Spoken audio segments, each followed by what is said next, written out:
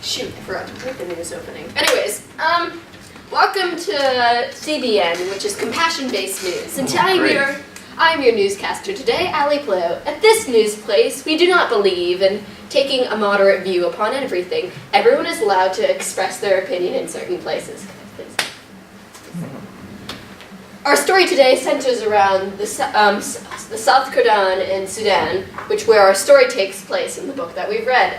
This area centers around the Nuba Mountains, which is in South Sudan, which is close to the province of South Sudan is the only one that has oil in Sudan, which causes a lot of conflict, between the Sudanese and the rebels and South Sudan.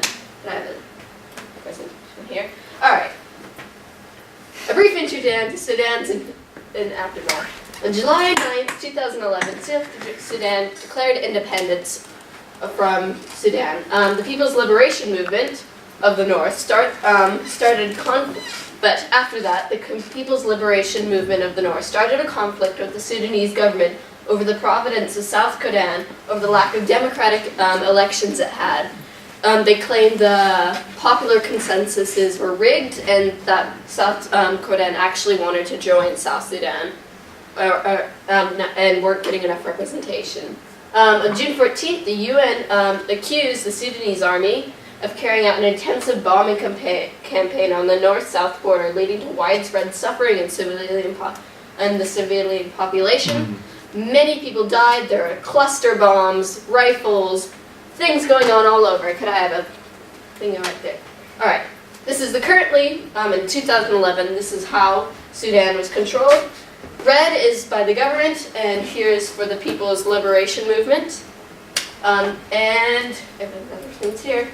This guy. You see this guy. I see him. Omar al-Bashir, if I could have another space here. He is a Class A jerk. And sadly, he is still the president of Sudan. However, his foreign assets have been frozen and he cannot travel outside of the country, unless the other countries support him, in fear of being arrested by the International Court for War Crimes. And this is what Omar Bashir has done. He has dropped cluster bombs all over civilian population, claiming to ethnic cleansing and to defeating the rebels. Millions of villages has gone down. Children hide in the rocks in the mountains every day where their parents try to make some food out of the ground because they fear that bombs will hit them every single day. People are starving. There is only one doctor for 500,000 people in Sudan, and the government has frozen all medical and aid coming to them anyways, and no foreign people can interfere in Sudan. So the only way to get aid to Sudan is through unpolitical means and improper ways, and it's really, really sad. Quick good news, right? In the 2020 Olympics in Tokyo, the Japanese wrestler leader. Did you say 2020? 2020 Okay. Tokyo. Upcoming, yes. Upcoming. The Japanese wrestling coach has traveled to Sudan to do some mock fights with the Nubian people in there who are known for the wrestling, which was actually an occurrence in our book. Yeah. One of Mende's fond memories was of the spirit wrestling that happened. And surprisingly enough, he was defeated all 6 of his rounds. And so, that's cool. The coach has decided that he's going to, he selected a team of 5 Nubian wrestlers, not Arabic, Nubian wrestlers that he's going to take with him to the 2020 Olympics. So, good news right there. Representation in the media. Great. Among all this horrible bombing, children dying, people starving. This is CBN and Ali out.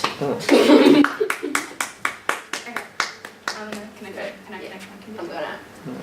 Yeah, was her dad the wrestler, or who was at the beginning of the book? No, it was her brother. A brother. Okay, yeah. Babo. Yeah, Bobo. How do I turn it off? How do you turn on the volume? There's a button on the AV receiver there that you can press. It says power. The AV receiver is the largest black box that has Oh. two. Wrong thing.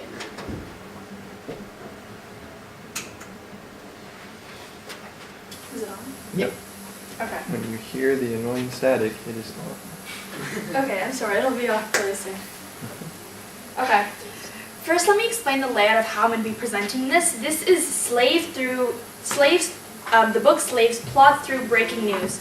Throughout this presentation, there will be different news outlets that will be displaying each big plot that happened throughout the book. By looking at these different news outlets, you know that different of these news outlets have different bias and different ways of representing their news. And this has been reflected in the way that I wrote each news outlet as if they were to write it while this was happening. So these are, so the news outlets, for example, Fox News, which is more of a typically conservative, this is how I would assume they would write about this situation. Okay.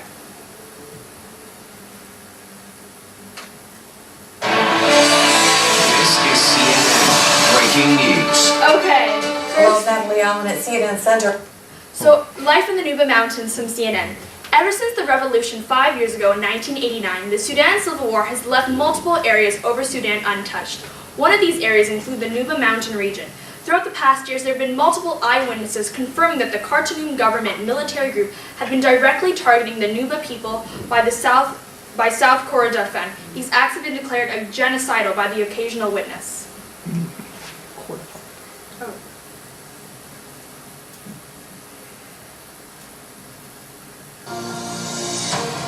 Next thing, yes, John, new breaking news? Okay. Mendy was born and brought up in the remote Nuba Mountains in Sudan, has been kidnapped following a raid in her village. At the age of 9, she has been abducted and sold into the Arab slave trade in Africa. Oh. What?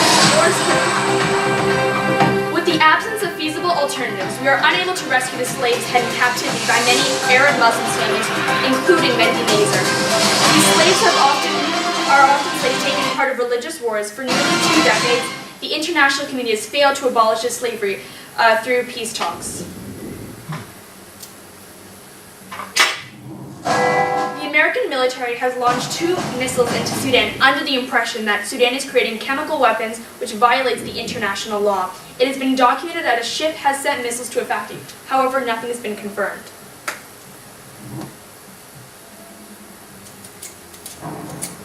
It has been noted that there are Sudanese slave trades run by the Arabs that have been transporting slaves to the free world.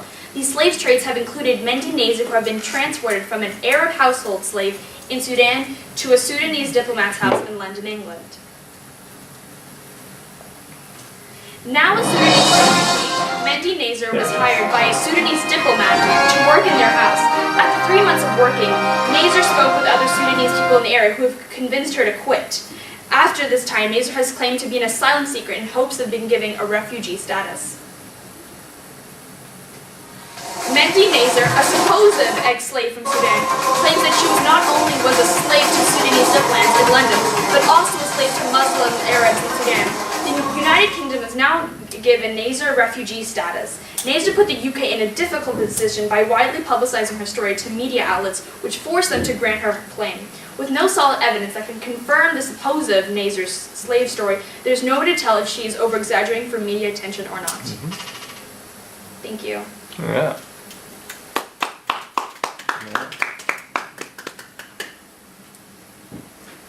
Oh, Carlos, are you gonna have some sound with yours? Yeah. Okay. So, here, just turn this off and turn it back on. Yeah. It doesn't matter.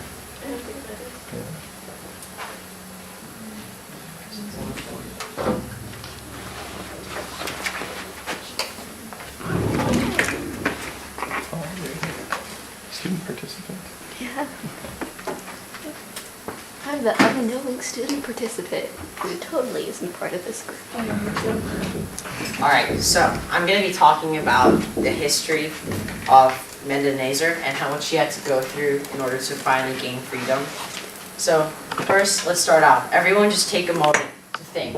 What would it feel like to be a slave? But first, before thinking about this, we need to think, we need to know how truly horrible it is to be a slave. So, we'll start at your home in Hong Kong. So here we have clean water, we have tons of resources, It's truly a wonderful place to live. Well, it's very different from places like Sudan, where like there's constant conflict between the north and the south, and people are getting bombed. So, so imagine your freedom gone, your family gone, and your home gone. Everything is gone. So, what does it mean to be a slave? Well, you may think that you may get some rest just of pity, but it's usually not the case. You're usually overwhelmed with tons of work, and you have no time. You have no wage. You can't leave the house most of the time, and you suffer from regular beatings for mostly for no reason, as we can see in the book when Mende gets harassed a lot. For sometimes she was actually trying to help, like some people, like she was trying to help in some situations, but then she just got beaten anyways. So, and it's almost like part of one of the stages of genocide, where you're for dehumanization, because you're basically not considered a person and you don't have any rights.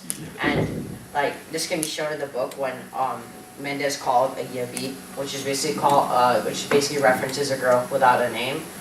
So yeah, so you have no communication because you're usually abducted from your family, and things like this usually happen when there's a lot of conflict on your current place. So like in the Nuba Mountains, there were like there's a lot of violence, so it was like an opportune moment to like gather a bunch of girls and take them to Khartoum, the capital. So this is Mendenezer, and she had to suffer all of the things I just said. And basically, it was most of her childhood, which is really sad, because she didn't get to experience fun or anything. Well, she did at her short time in the Nuba Mountains, but most of her later childhood was spent in Khartoum. So, as you can see, Khartoum is a very different place from the Nuba Mountains. The Nuba Mountains has lots of resources, but is really underdeveloped, because most of the resources, like the oil, goes to the capital, Khartoum, to build more beautiful cities. And this can be seen when Mende first arrives in Khartoum, and she said it was one of the most beautiful things she's ever seen, because they didn't have any electricity basically in the Nuba Mountains. So basically, she first was taken with a bunch of other girls to a person called Abdul Azim, who runs a business where she basically distributes and auctions off slaves. So she spent like her first 2 weeks in Khartoum there, and so she was basically mostly abused. And when she finally got like on her second week there, I believe she got sold to Rahab, and she was their house slave. So, and Rahab, it's some moments like Mende, when she was almost beat to death. She was beaten and she fell and like got a huge gash on her leg, I think, and she was bleeding to death. So Rahab, and then at that one moment, Mende said that Rahab almost reminded her of her mother, because it seemed like she really actually cared for him. But it was just like she was just worried, because if Mende were to die, then there would be a lot of conflict and she can get into a lot of trouble. So, she was then taken to London because Rahab got a new house slave. She was sent to London, and what's truly just really scary and sad is that she wasn't really smuggled, or she was, but she wasn't smuggled through like a boat or anything. She actually just they booked a plane flight, and she just took a plane, and no one even suspected anything. So imagine you could actually be on a plane with a slave, a potential slave, and no one would know about it. No one could be held. So when she first arrived in London, London was very different from Khartoum. It was much bigger, a much more wealthy place. And Rahab's relative, came to greet Mende, but what's truly evil here is that she pretended to be like a friend, or like almost as she's greeting a family member, but then it was all just a ruse, and she was just she wasn't trying to draw any suspicion from the public to actually believe something suspicious could be happening. So as soon as Mende actually arrived at their home, she was treated even worse. So one of the most key moments in the book, or where the most opportune moments for escape, is when Hanan left for Sudan for vacations with the children, but then her husband Al-Koronki, who works at the Sudanese embassy, stayed in Sudan, and he stayed in Sudan. But according to Mende, the Nuba tribe's spiritual religion, they don't believe that it's right. It's a kind of taboo to be in the same house with a married man. So then she said she couldn't do it, and that one time she actually defied Hanan. But then Hanan understood and she accepted it. But then she ended up changing her plans again. So as soon as Al-Qaranqi left, she was sent to Omer's house, which was probably the best she's ever been treated besides by her family, because they actually treated her as a member of the family. They taught her how to use a television. They gave her plenty of food and a real bed. It was like her most pleasant experience since a long time. So then we talk about her escape. Omer like notices that there's something wrong with Mende. Like she's like very quiet and like secretive when it comes to talking about her job. So then she finally spills the beans and tells Omer everything about how she's not paid and how she works 24/7 and how she's basically a slave. And Omer is disturbed by this. He's not like Al-Qaranqi, Hanan, or Rahab. He's just really mad with them. So he asks if people can help for an escape, but this is a truly kind act from Mende. She was actually willing to not put Omer's job at risk, so she decided to come up with her own plan. So she had one day left basically before Hanan's family came back from vacation. So she basically had to find a fellow Sudanese person in London. And at first she was extremely nervous because she couldn't speak any English. So she kept asking random people who looked Sudanese, and she finally found someone called Babo. Well, not Babo, actually a friend of Babo, who then put Mende in contact with Babo. And then they planned an escape, but this is truly a ballsy escape, because if she missed this opportunity, basically her chances of escape is close to zero, because then Hanan would just be so suspicious of what she would do. She's basically gonna like run out at a key moment where like the family is most distracted, like Hanan's taking the children to school and Al-Qaranqi is gonna work, but it seems like the plan's gonna go downhill in the book, because basically Al-Qaranqi didn't go to work early as normal. He stayed late.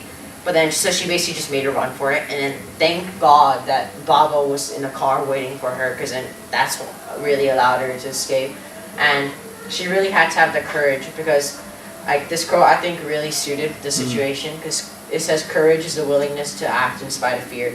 And that's exactly what Mende had to do, or she would have never been able to escape. Yeah. Great.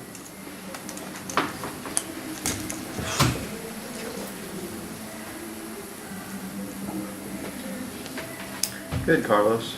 Thanks.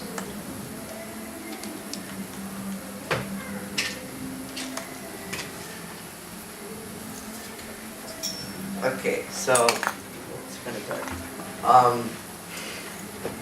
For our book, I actually decided to make a song about Mende's journey. So, what I did was I took a lot of instruments and put them together to make atmosphere. So I took some ambient synths, and they all represent something. The ambient synths is an environment, and the ones I use actually kind of gives a eerie feel, and like it's sort of unsettling, just like how in the book where Mende she was really afraid in the beginning. And all the natural instruments I use, I feel that each one represents like a different specific mood, and I put them together and just made them into a song. Which mood does the glockenspiel represent? Oh, that one's in the end, Okay. where because my song actually has 3 stages. The first one is when the Arab raiders came to the village. The second one is when Mende was taken away all the way to Khartoum, and the third phase is actually when like Mende kind of accepted her fate as a slave, and she thought that the Arabs were invincible. So hope you enjoyed the song, and yeah.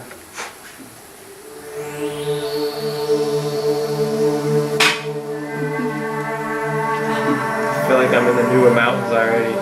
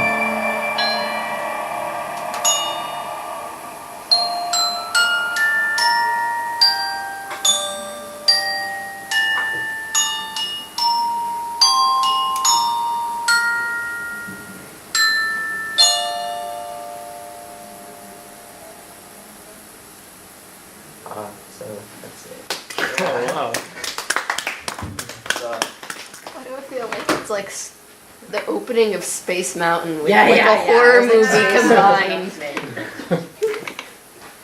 It's pretty epic. Oh, is this the end? Oh, Oh, sorry. sorry. Is that the finish, the conclusion? Yeah. My